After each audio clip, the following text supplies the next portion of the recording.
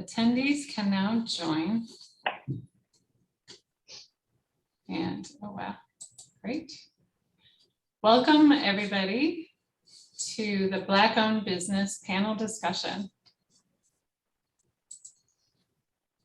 We're gonna just give it a couple minutes, let people join us.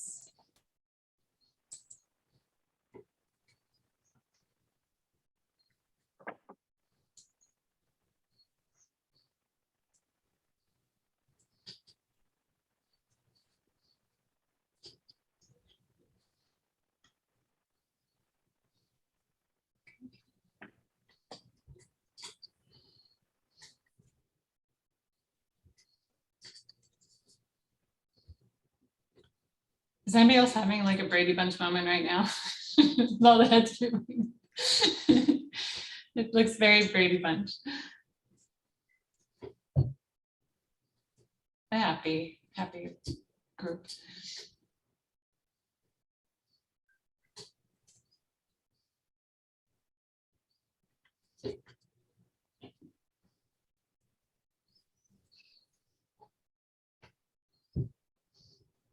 Kirsten, someone just texted me and said they were trying to get in Okay. and that they need an ID or something. I don't know. Kathleen, do you have that? Don't. Okay. And it's one of my seniors, so they may be a little challenged. Technology challenge. Okay, so did they register? Yes. They registered and they should have gotten a reminder email with the meeting ID and password. Okay. Can you have them check?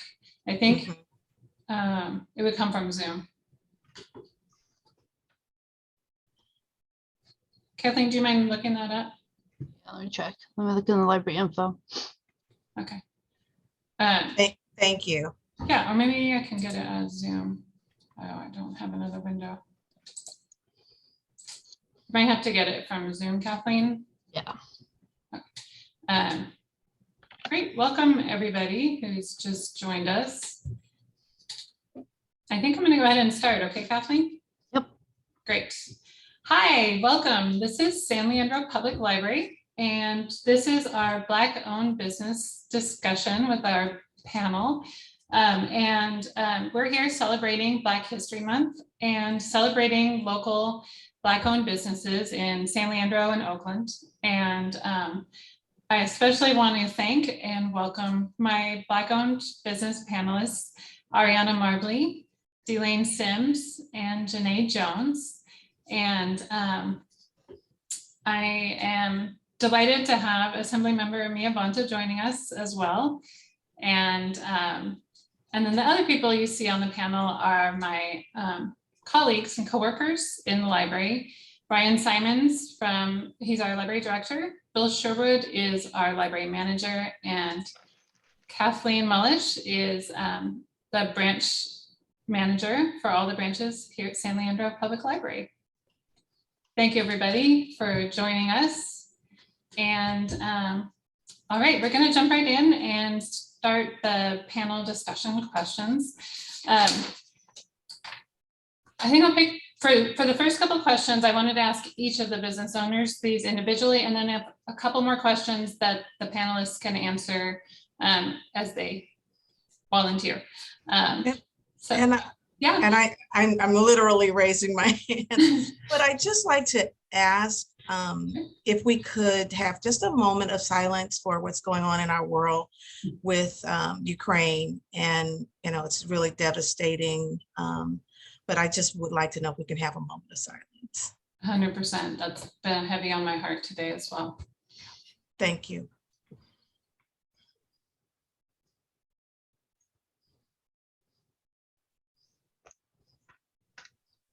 Thank you. Delane, I'm gonna just stop 1 second. Does your friend still need the information for the meeting? Okay. I can give you that. Okay. ID is 890 ID. 8104. I'm sorry, 890. 8104. 8104. 5862. 5862. And the passcode is 825810. I'm sorry, passcode is 825. 810. Awesome. Thanks, Delaine. Delaine has a friend who wants to join but needed the login information. Thank you. That was a senior, and I'm sure they appreciated that. Absolutely. Ariana, let's start with you. if That's okay. Can you tell me a little bit about your business? Yes, hi, I am Ariana Marbley, and I am the owner of two businesses. Actually, one is Essence of Flowers, which I have owned for several years now. We're based out of Oakland, and originally when I first started the business, it was, I did a lot of pop-ups, but I partnered with a lot of small businesses in the area, which was amazing just to have that kind of partnership with them. And then I transitioned into weddings and events, and then COVID happened. So I started, I had to pivot, which a lot of businesses did, and went to deliveries, and that took off pretty well. And now as weddings and events start to come back, I'm incorporating that back into my services. And then the other business is EOS Studio, which is located, it's a brick and mortar, and it's located in downtown Oakland on 17th, so 329 17th Street. And it is pretty much a culmination of all the things that just make you feel very warm and cozy. I have a lot of partnerships with a lot of other small businesses that specialize in self-care. And so the space really is dedicated to offering items that help folks either start their journey for self-care or are already in that journey. So we sell a lot of small batch candles, oils, moisturizers, journals, meditation items. Everything pretty much everything that encompasses what it looks like to put your self-care first. Is that where people can pick up the flowers, your Saturday flower bouquets? Yeah. So I offer pickup at the studio during the week and on Saturdays. I also partner with Two Chicks in the Mix. They're a local a cake, or I should say dessert company owned by Malika. They have two businesses or two locations, one in Oakland and one in LA. And so we partner together to offer a flower and cake bundle on Saturdays, and people have the option to get it delivered, or they can pick it up at the store. And I also offer flower classes at the store. So other people have been taking those classes, and it's been amazing just to see that process of people putting things together and everybody working from the same batch and coming up with something completely different that fits their personality. And so it's just been really great to have folks in that space. That sounds amazing. And honestly, flowers and cake sounds like self-care. Oh, absolutely, 100%. 100%. So Ariana, what does being a Black-owned business mean to you? Oh, this is a loaded question. I feel like we can talk about this for quite a while. Owning a Black-owned business, it means so many things, but the first thing that comes to mind is resilience and perseverance. I just in the past year did a lot of reading on Tulsa, and of course we had like a lot of like Greenwood Project, and a lot of money has been flowing into recreating this Black Wall Street. And so I was doing a lot of reading on that. And what it made me realize was that Black business has been around since forever, right? But there's always been these trials and these hoops that we're forever having to jump through, and a lot of times having to recreate we're always having to recreate. And so it just means resilience and the ability to be able to pivot and just bounce back, even in the midst of adversity. Really amazing. Thank you so much. I'm going to go alphabetically if that's okay. That's why I picked Ariana first. So Delane, can you tell me a little bit about your business?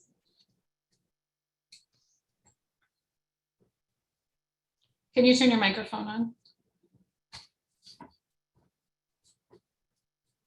All right, there I go. Thank you. I wanted to first say hello to our Senta Aveda students. My nail salon has the privilege of being able to provide manicure class courses at various schools. And right now they're all tuned in, the whole class. So that's really awesome. So that they can see the various dimensions that a nail salon can sort of go into or take on. But I do own a nail salon, owned the nail salon since 1999. And about 10 years ago, I was blessed to have a business partner, Maisha Jefferson, who's there at the school with the students, and who I could not do this work, could not continue on doing this work without her. She helps me run this business. And we provide nail care in private rooms. And our policy has always been about sanitation, cleanliness, privacy. Long before COVID came along and helped us all to appreciate how we need to be sanitary, but we provide these services, nail care services in private rooms, and we have our air filters and all of those things. We also work with podiatrists to care for issues that really are problematic in the African American community, and that's diabetes. And so when oftentimes when a diabetic has a problem, they can start to show those signs of having a problem in their feet. And so that's just really been a phenomenal experience to literally help people with their care by caring for their feet. We also provide in-home care. We go to the homes of elders, especially those who are homebound and disabled, who really need foot care. Without foot care, you can actually, the lack of foot care, especially among seniors, can lead to falls. And because there's ingrown toenails, very, very long, thick toenails, that causes imbalance. And so it's a really important matter to have one's nails cared for. As a result of going to the homes, I found that there were a lot of needs that seniors had who were homebound. And as a result, I started a nonprofit when I actually shortly after arriving in San Leandro to help seniors, called Senior Moments. We're now called Senior Moments Connection. And what we do is basically mobilize small businesses. We work through the San Leandro Chamber of Commerce, and we mobilize those small businesses that are willing to go to the homes and provide services. So everything from plumbing to healthcare issues, we just help with everything that the client needs assistance with, and their caregivers. And we also are partnering, we started partnering with the police department to help alleviate 911 calls to that come in from seniors when the cat gets out, or when it's not a real emergency. But we find that whether it's a weed abatement issue or something like that, that the senior often has fallen into a situation where they just need some help.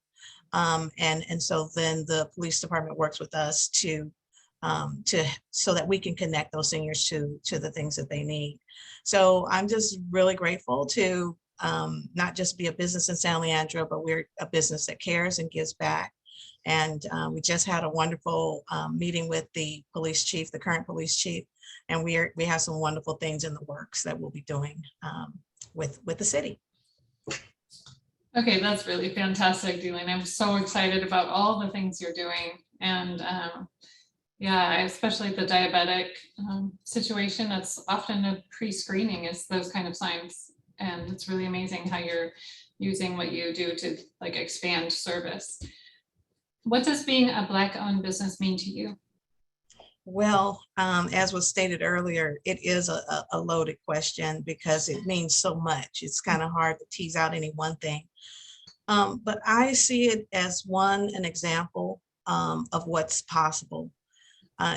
It's sad that in 2022, there's still so few Black-owned businesses, and the number of Black-owned businesses that fail in the first year are just astronomical, and especially during COVID. We know a lot of businesses went out of business during COVID, but Black-owned businesses went out of business at a much higher rate than any others. So I am definitely grateful to have survived. I thank God that we were able to get through. Certainly, we did receive some help from the city. That was really awesome. And we also, I can also say that what it means to me is really being the embodiment, the fulfillment of the dreams of the slaves. I know that our ancestors really, as was mentioned earlier, whether it was Tulsa, where Black-owned businesses were burned to the ground, or whether it were just Black communities that were under siege, and also those businesses that, because of segregation, they had to stay in their place and they weren't able to provide services to anyone outside of their community. So I think about people like Annie Turnbow. Annie Turnbow, very few people have heard of her, but she was purported to be the first African-American woman millionaire. And one of the areas that has always been a point of success for African Americans has been in the hair care industry. A lot of people have heard of Madam C.J. Walker, and they mistakenly think that she was the first Black woman millionaire, but actually Annie Marie Turnbow taught Madam C.J. Walker. And so what I love about Annie Malone is that she not only was a first Black millionaire, but she gave back. She was one of the greatest philanthropists of her time. And so she gave back and she did so much to help other women. And so she's sort of the pattern and the blueprint for, and set the blueprint for what I aspire to be and what I aspire to do to help other Black women to be successful. But it means a lot to be a Black-owned business and to have that representation. Absolutely. Thank you so much.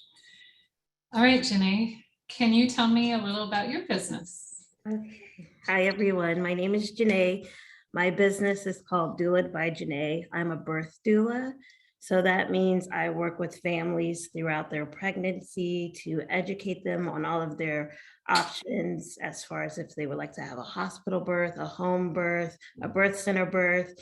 If they are choosing a hospital birth, we talk about all of the options that happen in the hospital as far as medications, things that they can say yes and no to. A lot of times in the hospital, people think they don't have options and that it's what the doctor says, but we know that that's not true. It's your birth, so it's what you want to do. So I make sure my clients are educated on all of their options. I advocate for them and I support them throughout pregnancy, labor and delivery, and then a little bit also throughout the postpartum period. I don't just, like I said, I work with families. I don't just, a lot of times people think it's just, oh, the mom or the pregnant person, but it's really the whole family, because having a baby is for the whole family. Everyone needs to be educated and understand how they can support the birthing person best. So that's a big part of what I do, is making sure that everyone that is part of the team feels included and kind of knows their role and how they can help. So yeah, that's kind of the short version of what I do. There's a lot of emotional support, physical support, and all of that goes along with it as well. But birth is my thing. As far as what being a Black-owned business owner means to me, like everyone else said, it is loaded because there's so many ways I can answer this. But what it means to me personally is freedom.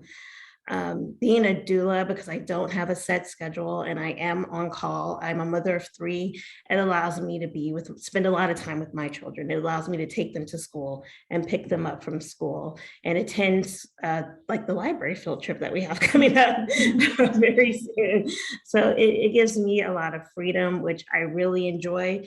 But in the bigger picture, I get to help families of color, and I hear that so often, and not just Black families, but I get Asian families, I get Latino families, I get every color calling me and say, I'm just looking for a doula of color.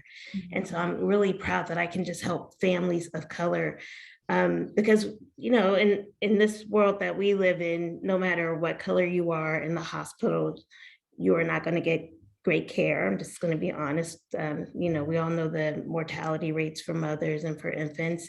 And really, it's the darker you are, kind of the harder the care might be. So I get moms and families of all colors looking for support, looking for that advocacy. And for me, that is the biggest part of it, is knowing that my families feel supported and knowing that they know what their options are and they feel like they have choices when they do go into the hospital. So that's, to me, that's the biggest part of it. But I really do enjoy the freedom that I get. I enjoy that people are surprised, because a lot of times people don't even realize that Black doulas exist, and we do. So I love that part of it as well, and really the educating and supporting families. Thank you so much. Yeah, I know. If anybody has not read the statistics on maternal mortality, especially for Black mothers, is really surprising, and also the infants and the care. So having a really great advocate and someone who knows what's going on is just a really wonderful asset. Thank you, Janae. All right, what inspired, for all the panelists, what inspired or prompted your interest in business ownership?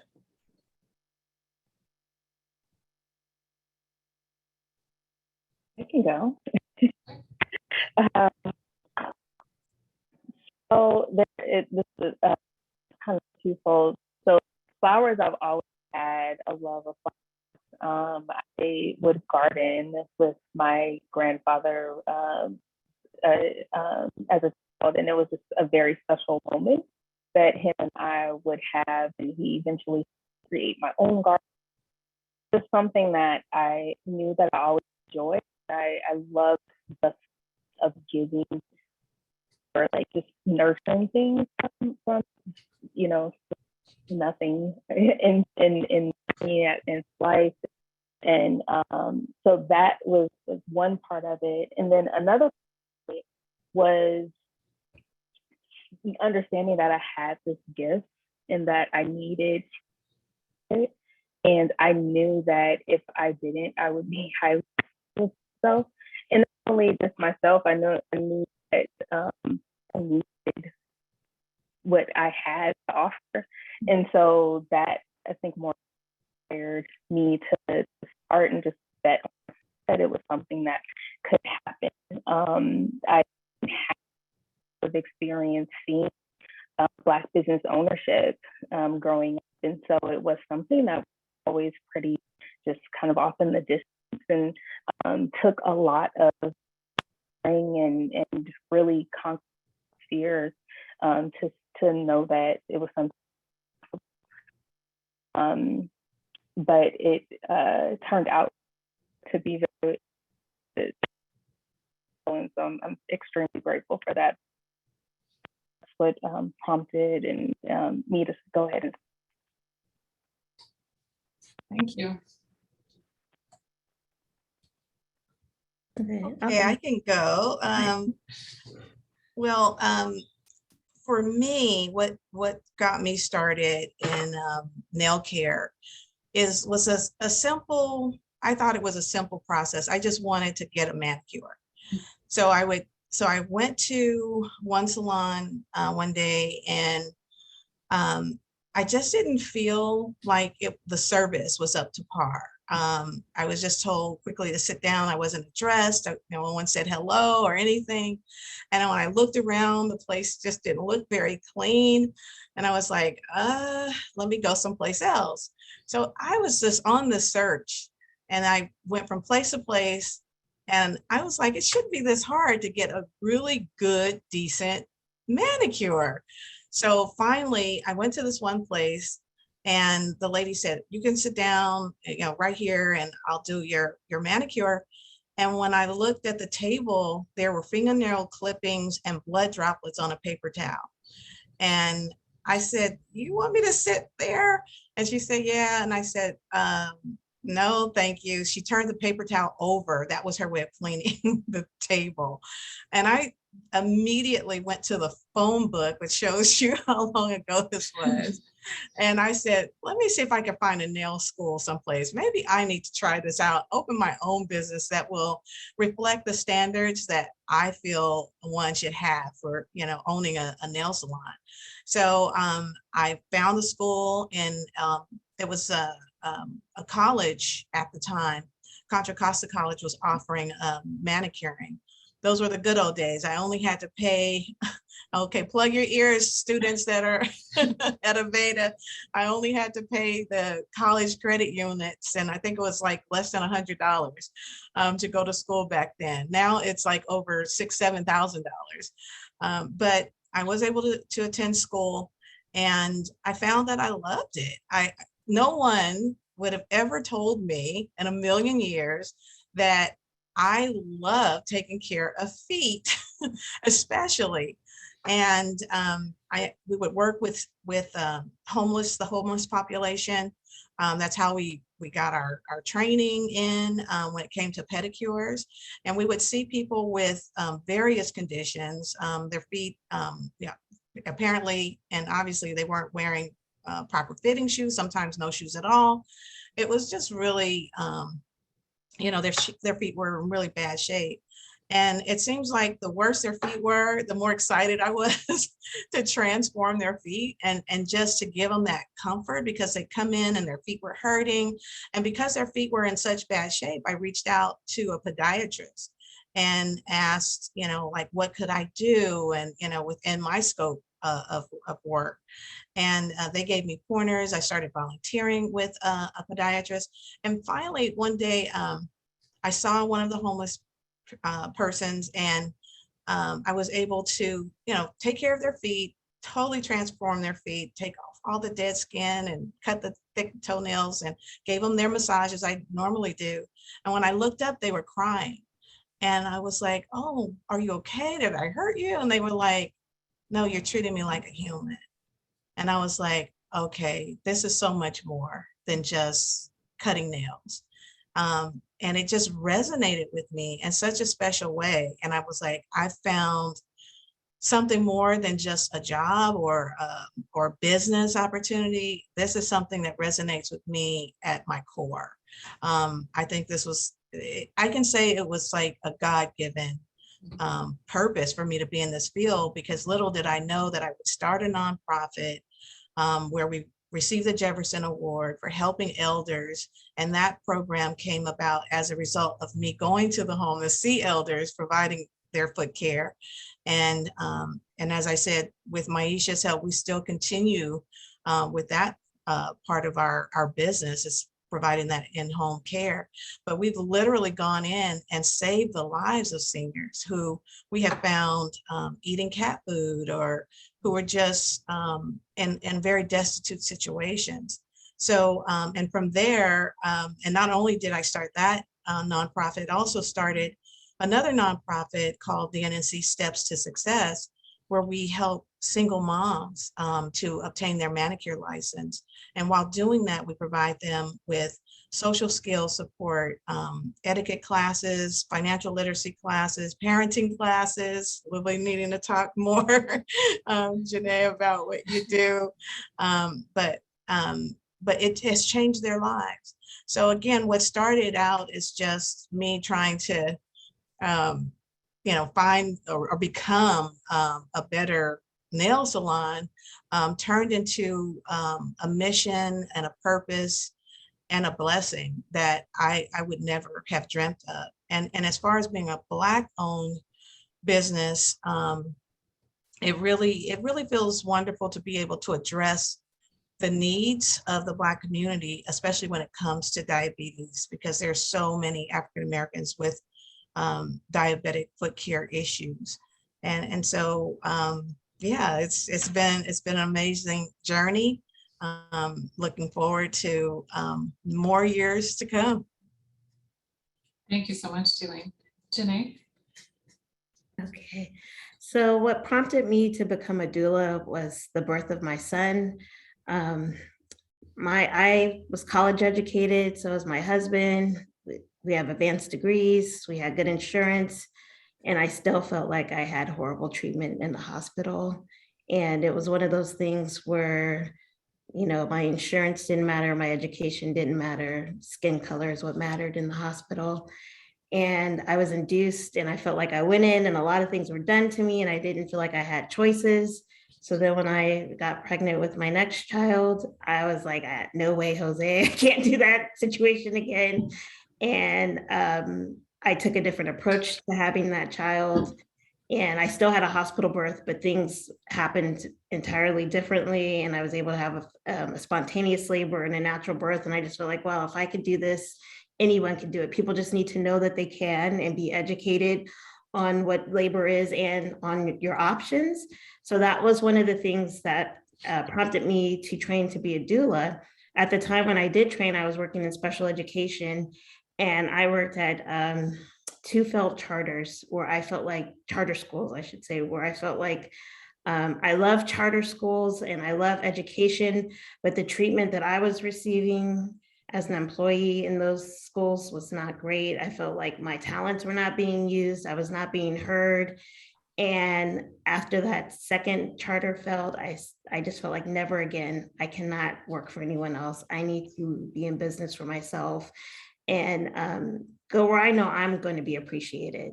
So that's really what prompted me to start my own business. I felt like I had another talent and I was kind of burned out with special education anyway.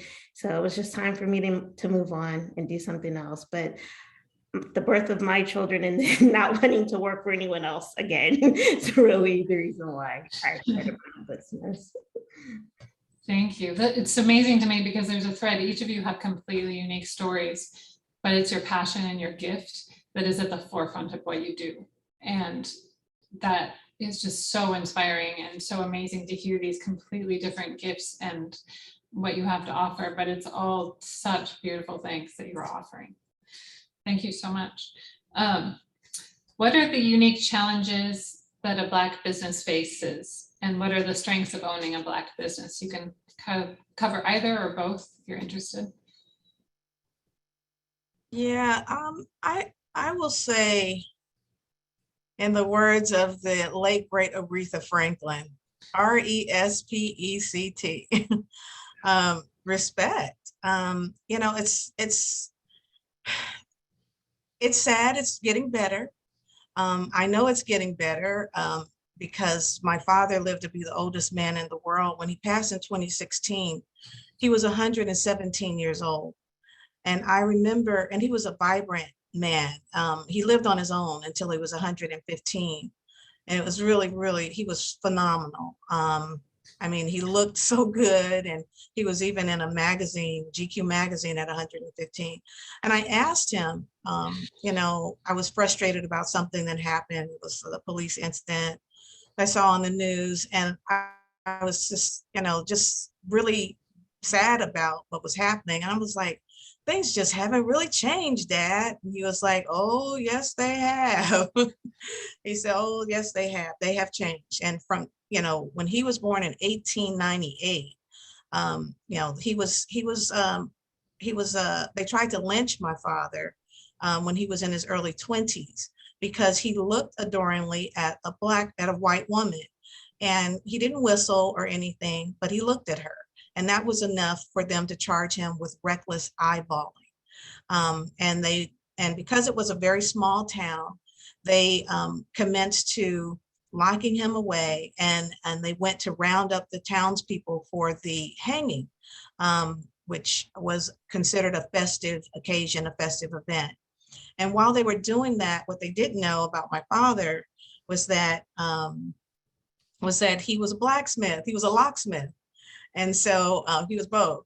And so he always had a way to pick a lock. So he picked the lock He was able to get on an open boxcar train just in time. The train was coming through. He jumped on that train. He went to Mexico and he hid out there for 5 years. And so, yes, things have changed. They have gotten better, but it's still a matter of working harder to prove yourself. I'm grateful that we have clients of every hue that, come to our salon, and we're, 5 stars on every platform, and those reviews that we get are from everyone. But it's still an uphill battle when it comes to finding investors, when it comes to funding, applying for grants.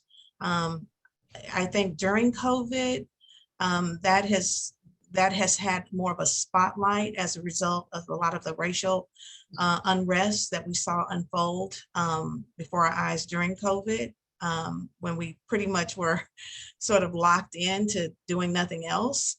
So in a way, that was really kind of a good thing, but it's still very difficult to get the funding and the investors that we need. I mean, with our ratings, with our business model, we really should be able to secure more funding. I have talked with my bank and I've asked, why is it that I've not been able to move the needle more around these financial resources so that we can expand, so that we can grow without the bootstrap method. And that's what I find is very typical with Black-owned businesses, is we have to borrow on credit cards. I know Spike Lee and many others have these stories of where they've had to utilize all of their personal credit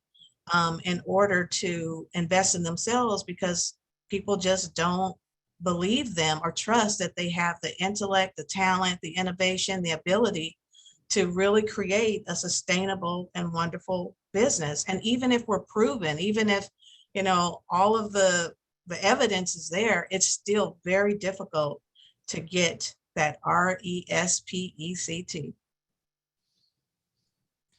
Thank you so much. Either of you want to chime in too? Yeah, I mean, just to think, I think my number one answer was funding. We know that, especially within, has the numbers of Black opening has been astronomical. We are funded, and so in my personal situation, there are so many, was denied, and I had gone through a 2-year process, and we went from like, what does this idea look like, to a full in-depth business plan, and just scoping out what does it look like from back. So I had numbers point to prove that the business was viable. It was a viable, and unfortunately, it ends up happening is you take all of this, which is to have, to think for, and you simply, you're told no. And I was no several times. And, one of the saving grace for my position, that I was to a part of a few different groups believe Black. So Runway Project, which is huge, was started. They Black business at $1 million. And so you go and have as you go to bank, you have actions, you have everything you need, or that you would need to present to a, and they have a panel of people that have left investing, venture capitalists. So there were people that had the credentials to be a bank, and you go, and they not only did they fund your business, they also see partnerships and the mentorship that was. So what you or have realized is that yes, the money is great and funding is definitely something that we need, to put on, but it's also what kind of are we building once we can money? Building a community where we are all able to share resources, with that this project has been amazing for us. It's a large where we weeks and we just share with one another or tell, it can be like I'm about to go to town. I'm not feeling like owning a business. Ariana? Yes. I'm sorry, I don't mean to interrupt you, but your microphone is really skipping out. We're even getting some chat comments that people can't hear your full story, unfortunately. And it's okay. Hopefully you can get that fixed. In the meantime, while you're getting that fixed, this might be a good time for us to jump to have Assemblymember Bonta jumping. So we know her time, she's on a time crunch tonight. So maybe we could have her jump in. You hopefully can get that fixed while she starts getting going. And then when Assemblymember Bonta has to leave us, we can continue this conversation with the rest of our business owners and continue the program with you all. But we do want to make sure we get to hear, hopefully, and you're a little bit I heard of some of the beginning of what you were talking about was funding. And maybe this is a perfect segue to see what Assemblymember Bonta has in store at the legislature to maybe help all business owners, but especially Black-owned businesses. So with that, I'm going to turn it over to Kathleen to kind of lead this into Assemblymember Bonta. Thank you, Brian. So I'd like at this point to introduce Assemblymember Mia Bonta.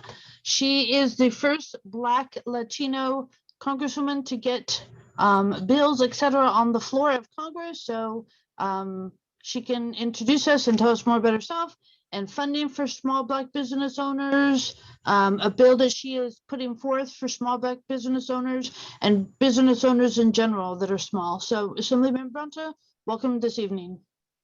Thanks so much. And I really want to appreciate Janae, Delane, and Ariana for sharing your stories. And just to kind of start to jump in on the conversation that you all have been engaged in. I'm also have been a Black woman business owner. So I set up an early literacy tech nonprofit in Oakland. My office was on Linden Street, and had to go through all of the aspects of what our amazing panelists have been talking about: having a vision, figuring out how to get it started, dealing with the workman's comp and first payrolls and commercial rent and leases and all of it. And it's always amazing, I think, when people decide to step out and take something that they feel incredibly committed to and passionate about and convert that into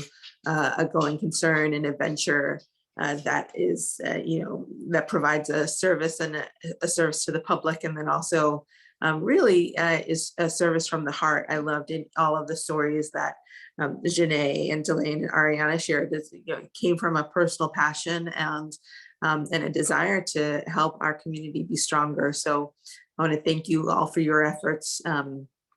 And I know, I experience the same kinds of things around financing and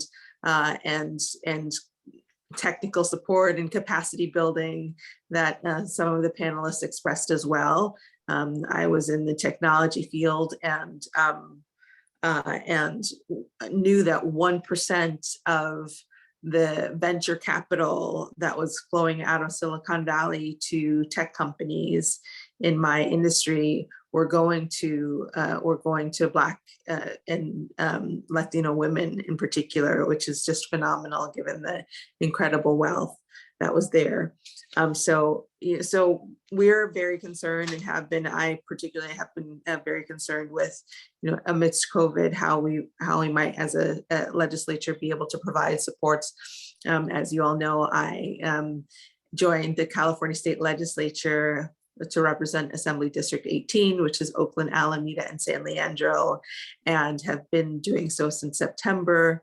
We're amidst our first legislative session for me, where we get to introduce legislation and also support different aspects of the budget that I think are going to be pretty critical in this time right now.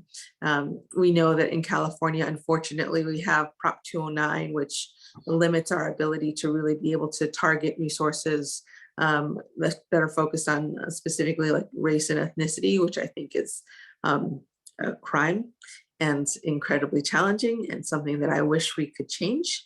And unfortunately, we weren't able to do so with Prop 15, but we will hope to prevail moving forward. In the meantime, there are many in the legislature, me amongst them, who are focused on trying to figure out how we can provide additional resources and supports, particularly to the Black community in our district and in Oakland. We know over the course of COVID, over 40% of Black-owned businesses had to close.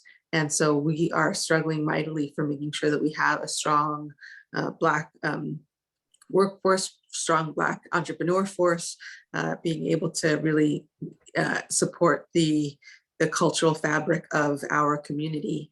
So one of the things that I'm excited about participating in the legislature was AB 676, which was legislation authored by Assemblymember Holden, who is really focused on being able to provide additional opportunities and protections for franchisees.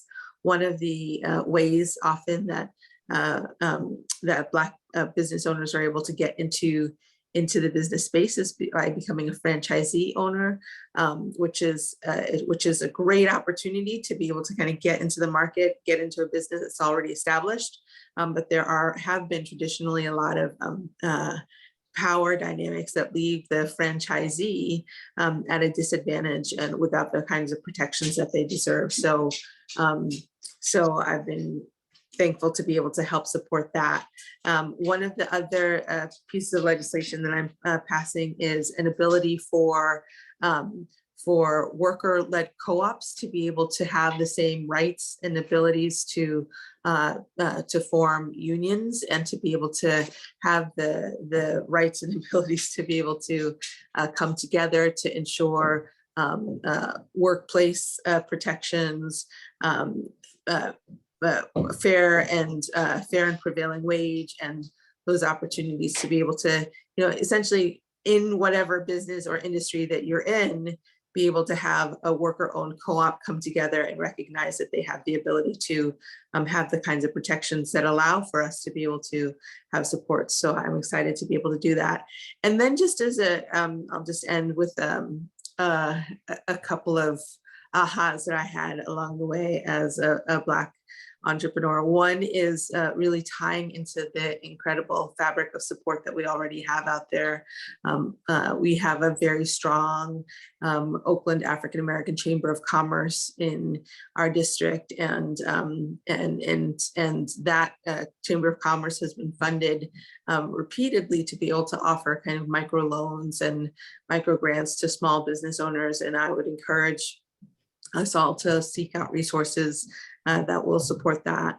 The other aspect is that the governor's administration has really leaned in pretty significantly to support small business owners and small businesses in this particular time. I was a part of a signing of SB 113 very recently, where the governor was able to announced that we released $6.1 billion in tax relief and tax credits and direct grants for businesses that have been hardest hit during COVID. And I would encourage us all to be able to go and research and find out if we have the ability to apply for and receive those funds. And I think that that's often the challenge, just knowing where the different resources are that we can avail ourselves of. I would encourage us all to go to the Governor's Small Business Administration, which is an office that's been set up and invested in significantly over the last couple of years, especially to be able to support small business owners. And on my website, I believe we have links and resources to other programs, that including that one, that will allow us to be able to just have some ability to know where the supports are that we can receive. But I'll stop there and just say I'm so proud of each one of our amazing entrepreneurs and business owners for deciding to, live their passion and make their vocation something, a living, and something that they can exceed at and contribute to our community with. And we need more of you to continue to do that. And please call on my office and consider our office a resource for you all as you continue to build out your businesses. And for those who are considering opening up a business, please do it. It's an adventure of a lifetime, and it's far more rewarding than you could ever imagine. Well, thank you. Thank you so much, Assemblywoman Mia Bonta, for representing us and everyone in your district, and look forward to that phone call from me. I will be making it.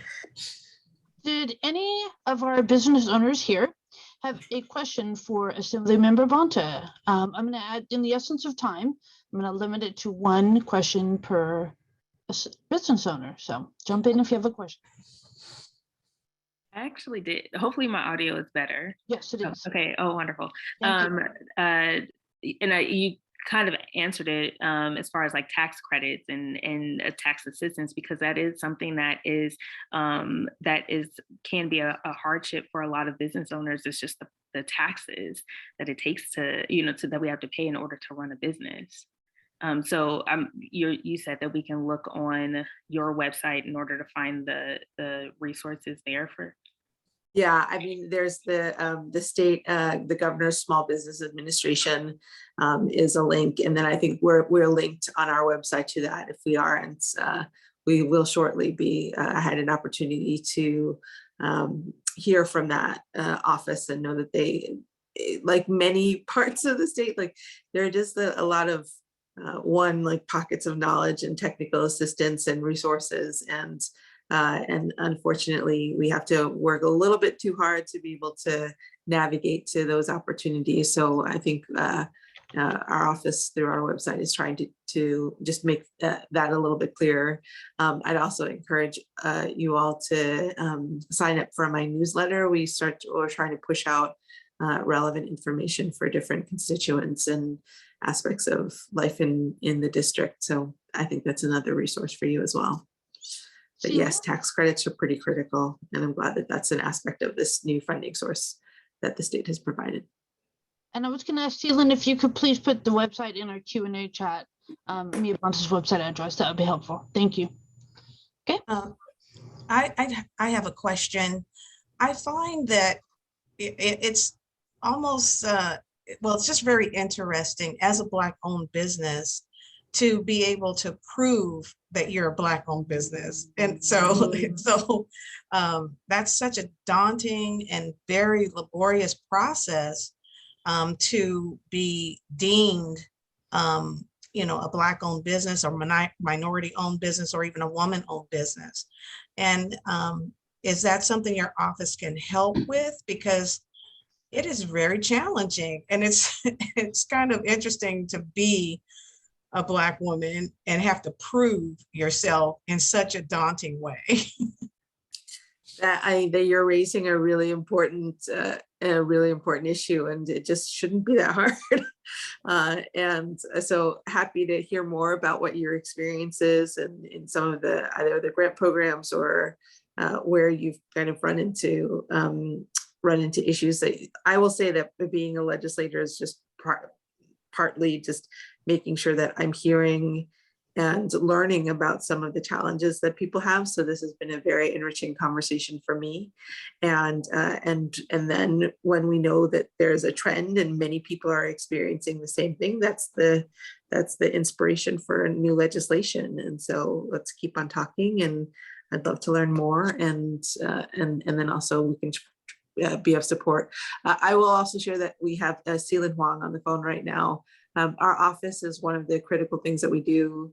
Any legislator's office does is we have a constituent services and supports, and which is our opportunity to really be able to thread the needle across different state agencies, local and county agencies as well. So when, a wonderful, beautiful entrepreneur hits up against a challenge and has made the 10th call and hasn't gotten a response and is really struggling with a government agency, it's a really good, that's a really great time to pick up the phone and call our office, because we have the ability to just try to smooth over some of those friction points that shouldn't be there. And we're happy to be of service in that capacity. Well, thank you, because at some point I hope I can just give a birth certificate and that be good enough.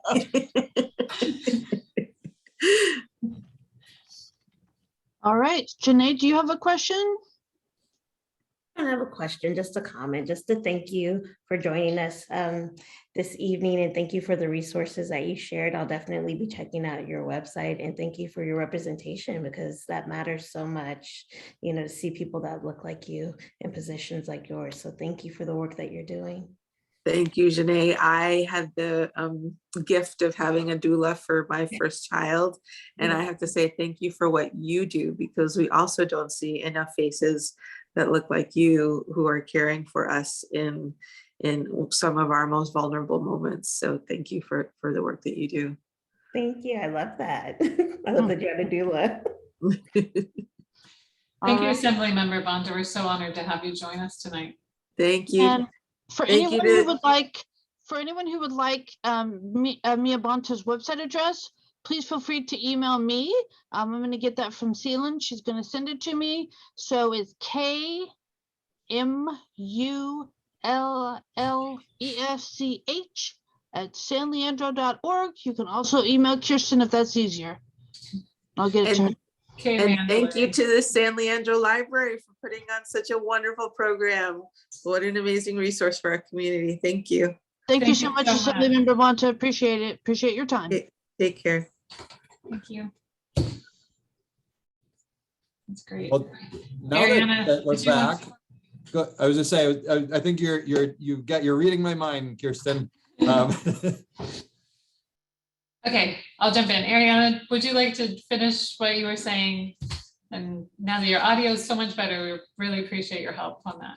Yeah, I'm so sorry. No, what I was talking about was funding and how important it is for Black businesses to be seen as worthy enough for their ideas and for their businesses to be funded, because we have beautiful gifts that we are also trying to bring out into the world that is worthy of being, having a light shown on it. And so I was in the beginning stages was denied multiple times.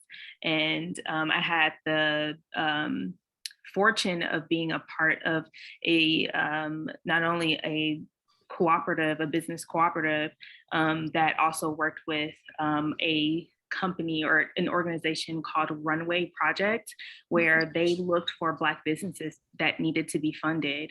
And it was also headed by a Black woman who created this because she understood that there was a need for Black businesses to be funded. And so what she did was created, in a sense, her own bank and created the terms that was favorable to businesses that were just starting out. And so I was able to be a recipient of and be in the community of Runway Project. And I recommend it to everybody. So, and it's a great organization to read up on. They are expanding across the nation. They have, of course, a location here in Oakland. They opened one in Boston and opening one in Chicago. And their goal is to fund as many businesses of color, specifically Black businesses, as possible. So they're a great organization, but also in what I was saying with that, they also offer community. So you have not only the funding, but you have the resources that you need to build with one another. And so you build a stronger business all around. And then I just wanted to touch on the strengths of owning a Black business. What I have had I've had so much joy in being able to provide employment for folks in my community. And I think above all else, I think that is one of the greatest strengths that I provide with having a business, is that I get the opportunity to also, have folks from my community show up and be a part of an organization that just loves being a part of the community, loves to share their gifts with the community, and just that's one of the greatest strengths that I can personally talk to. Thank you. That's so amazing. Really, and Runaway Project, that's a really great organization to look up on. You know me, I'm a librarian, I'm gonna look it up. I also wanted to just piggyback on what Ariana said about the strengths of owning a Black business, Black-owned business. And Black women-owned businesses, they make up the fastest growing number of new and startup businesses in the US. And so it feels wonderful to be able to uniquely address issues in our community, to create things that normally would not exist if we were not there to represent ourselves. So one of the things we've done through our DNNC Steps to Success program is we are able to give a car away to a single mom every year. And last year, we were, even during the pandemic, we were able to give a car to a Black woman who was homeless. And her car was that conduit to her being able to find work, and it's really just changed her life. Also, when I arrived in San Leandro in 2005, I was very hard pressed to find any Black history events. As a matter of fact, I couldn't find any. And so I created some Black history events through my Senior Moments program. And we brought people in like Betty Reed Sochkin, who is a oldest African-American park ranger. And very few people knew about her at that time, but we brought her in, and now she makes, she has a full circuit of places where she visits. As a matter of fact, the mayor brought her back to San Leandro not too long ago. And then we were able to bring in people like William Patterson, Bill Patterson, who's also now the president of the board for East Bay Mud, and people who are just really unsung heroes and sheroes in our community who otherwise are overlooked. And so when you have that cultural connection, you can bring these incredible people to everyone's attention so that they uniquely understand that Black history is American history. Black history is all of our history, worth knowing and understanding. And when we understand that, it connects us in different and unique ways. So I'm grateful for the creative abilities that being a Black-owned business provides for us. And I just want to give kudos to my sisters that are here on the line, because it's not easy for us to still be standing after the major shakeup with COVID, let alone to just continue in business. So I'm going on 22 years, and I hope that for both Janae and Ariana and many, many more. But I'm here to provide my experience and resources as well. And I'm grateful for this full circle moment, Kirsten, to not be able to find any programs in San Leandro in 2005 that honored Black history, and to receive the invitation from the San Leandro Public Library was truly a full circle moment. And I really appreciate this time and this opportunity. Absolutely.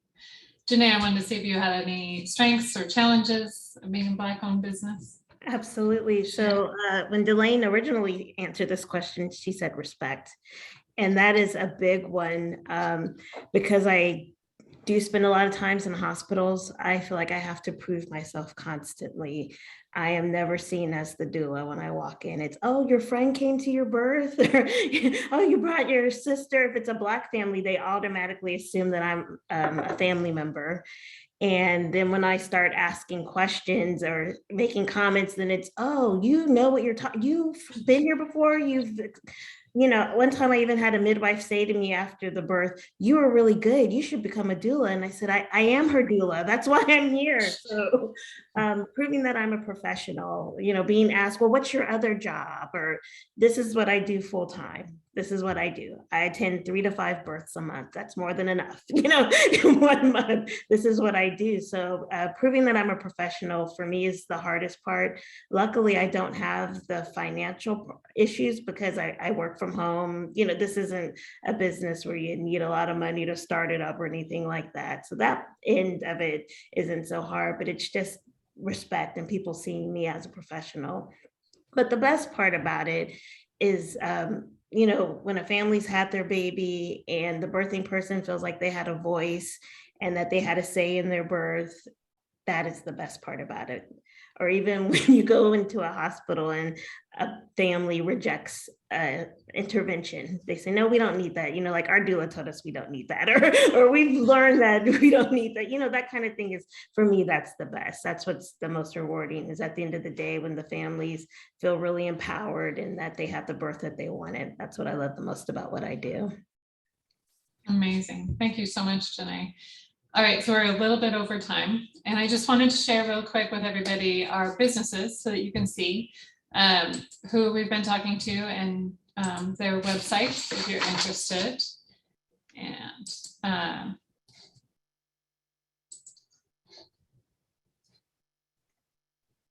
here we go.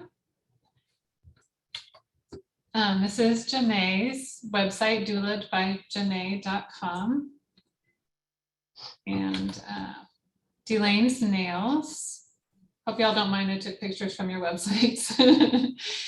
And then Shayla was going to join us today, but she had a last minute family emergency. But Hippies Brew is in Hayward and Union City. And the couple is Black owned and Latinx owned. And they have really fun stuff on their menu for sure. And then Ariana's Essence of Flowers. And I just love this website, Ariana. All of them are really, really good, I have to say. But I was really inspired by what Ariana had to say here and reached out to her, obviously. And of course, you can always contact the library if you wanted any information about the businesses. And I just wanted to give you all a chance, if there's any last thoughts you had, whether it's about Black history, or being a Black owned business that you just want to share? I just want to take an opportunity to jump in before we completely finish and thank Kirsten for her work in preparing this program and putting it on this evening. She has done a wonderful job. Thank you, Kirsten. Thank you.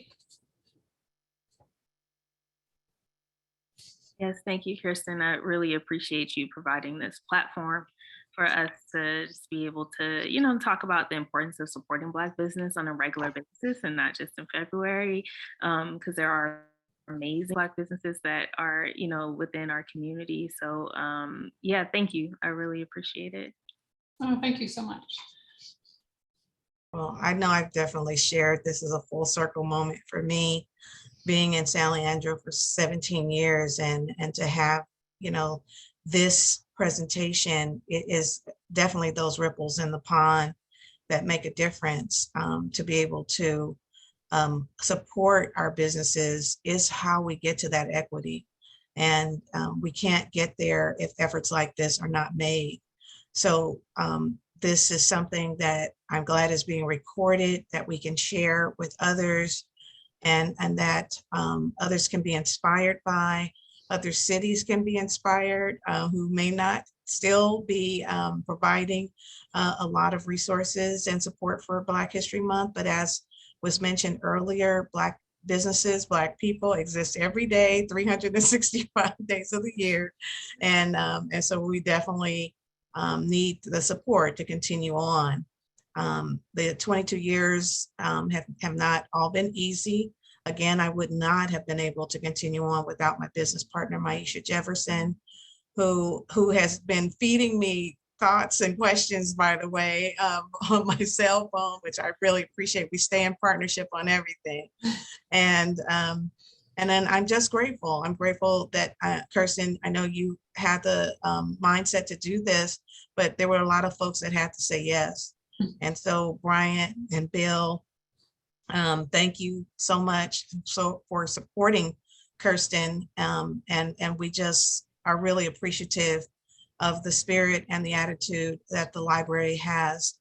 You are truly taking the lead in San Leandro in this very important space. And I can't thank you enough. Thank you so Thank you much. as well to Seelan Wong, who led efforts in getting Mia Bonta to come today. Thank you, Seelan. It was a little struggle there. Brian and I got a hold of you and we're playing phone tag, but we all worked out in the end. So thank you. I wanted to give you an appreciation also, Kirsten, for inviting me and for putting this together. I've lived in San Leandro my whole life. I grew up here. I went to Roosevelt. I went to Bancroft. I graduated from San Leandro High. My children go to Roosevelt. My parents were both business owners in San Leandro. And I know when they both owned their businesses, this was not something they would have been invited to. And actually, people worked to get their businesses out of San Leandro. So things have definitely changed here, and I appreciate the change, and I appreciate just having the opportunity to share my business and my experience. Absolutely. Thank you all so much. I've been so inspired by your stories, and I want to be your new best friend. So let's hang out. It's been really a delight working with you, and thank you all for sharing your story. Thank you so much. Thank you all. And thank you everybody who attended this program, and to the library administration for supporting this vision and this goal to share Black-owned businesses. Thank you so much. Our pleasure. Absolutely. All right, good night, everybody. Thank you. Good night, all. Right.